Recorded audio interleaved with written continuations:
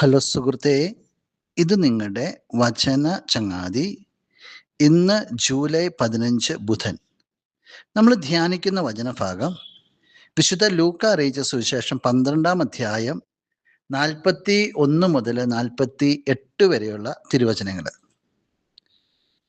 ഇങ്ങനെയാണ് വചനം തുടങ്ങുക. വീട്ടുജോലിക്കാർക്ക് യഥാസമയം ഭക്ഷണം കൊടുക്കേണ്ടതിന് യജമാനൻ അവരെ നിയമിക്കുന്ന വിശ്വസ്തനും വിവേകിയുമായ കാര്യസ്ഥൻ ആരാണ്? ഒരു ചോദ്യം ഉയർത്തിയാൽ, ആരാണ് വിശ്വസ്തനും വിവേകിയുമായ കാര്യസ്ഥൻ? ഈ വ്യക്തിയെ നിയമിക്കുന്നത് യജമാനനാണ്. രണ്ട് ചോയ്സ് അവിടെയുണ്ട്. യജമാനൻ പറഞ്ഞത് കേൾക്കാം, യജമാനൻ പറഞ്ഞത് കേൾക്കാതിരിക്കാം.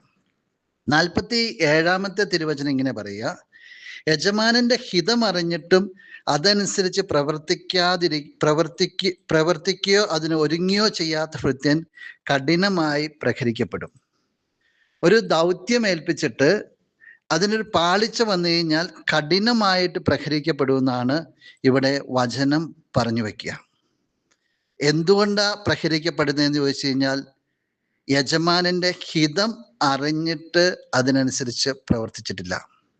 രണ്ട് കാര്യമാണ് സുഹൃത്ത്. നീ യജമാന്റെ ഹിതം മനസ്സിലാക്കേണ്ടതായിട്ടുണ്ട്. ആ ഹിതത്തിന് നീ ജീവൻ കൊടുക്കേണ്ടതായിട്ടുണ്ട്. ഇന്ന് ജീവിതത്തിലേക്ക് തിരിഞ്ഞു നോക്കേണ്ട ഒരു സമയമാണ്. നിന്റെ യജമാനൻ നിന്നെ വിളിച്ചു, നിന്നെ ചേർത്ത് പിടിച്ചു നയിക്കുന്നു, നിനക്ക് വേണ്ടതെല്ലാം തരുന്നു. ഇനി നീ അവിടത്തേക്ക് വേണ്ടി നിലകൊള്ളുമോ? അവിടുത്തെ പ്രമാണങ്ങളാണോ നീ ജീവിതത്തിൽ വഹിക്കുക? അങ്ങനെയാണെങ്കിൽ നീ അനുഗ്രഹിക്കപ്പെടും. ഇല്ലെങ്കിൽ നിന്നെ കാത്ത് ശിക്ഷ ഇരിപ്പുണ്ടെന്നുള്ള ഒരു സൂചന ഉണ്ട്. ആരാണ് യജമാനന്റെ വചനത്തിന് വില കൊടുക്കുക എന്ന് വെച്ച് കഴിഞ്ഞാൽ, ആരൊക്കെയാണോ യജമാനെ സ്നേഹിക്കുക, ഹൃദയത്തിൽ കൊണ്ട് നടക്കുക, അവർക്കേ യജമാനന് വില കൊടുക്കുവാനായിട്ട് സാധിക്കത്തുള്ളൂ. നമുക്ക് പ്രാർത്ഥിക്കാം.